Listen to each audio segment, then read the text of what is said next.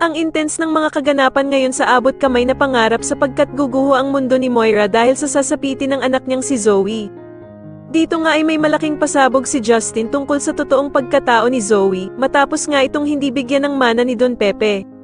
Samantala ay ikakagulat naman nila Aling Susan at Diyosa ang plano ni Lynette na papuntahin nga ng bahay nila itong si Zoe. Mawawala naman ang pagdududa ni Lynette sa asawa niyang si Doc Carlos dahil nga sa mas iisipin nila ang kalagayan ni Zoe sa ina nitong si Moira.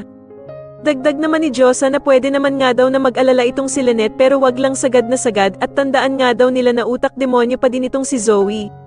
Sasabihin pa nga ni Aling Susan na meron daw sungay itong si Zoe at Paskong-Pasko nga daw at ayaw niyang makipagbardagulan. Sa kabilang banda naman ay magaganap na nga ang pagpapatawag ng abogado ni Don Pepe ng meeting para sa kanyang last will and testament. Dito nga dahil sa masyado ng malala ang kalagayan ng kanilang lolo Pepe, ay ipapaliwanag nito sa kanila ang mga detalye at kung ano-ano ang ipapamana nito sa kanila. Samantala ay dadalo naman dito sila Doc Robert at Giselle kasama sila Justin, Annalyn, Zoe at Moira. Itatanong naman ng bruhang si Moira kung meron nga din ba daw mamanahin ang pinamigay na anak ni Giselle na si Justin. Dito nga ay mauunang sabihin ng abogado ang mga ipapamana kay Annalyn at ito nga ay mga lupain at 10 milyong piso. Ikakagulat naman ito ng sobra ni Moira at sasabihin nga nito na bakit daw pamamanahan si Annalyn samantalang anak lang naman daw ito sa labas.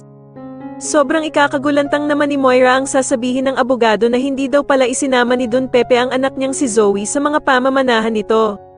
Sa tingin niyo dito na nga kaya magkaalaman na hindi totoong tanyag si Zoe at anak siya ni Doc Carlos at Moira, mas lalo na nga talagang nagiging exciting ang mga susunod na kaganapan kaya naman ay mas lalo pa nating abangan ang mas lalong gumigandang abot kamay na pangarap. Maraming salamat po sa inyong panonood at sana po ay mas subscribe niyo ako. Maraming salamat po.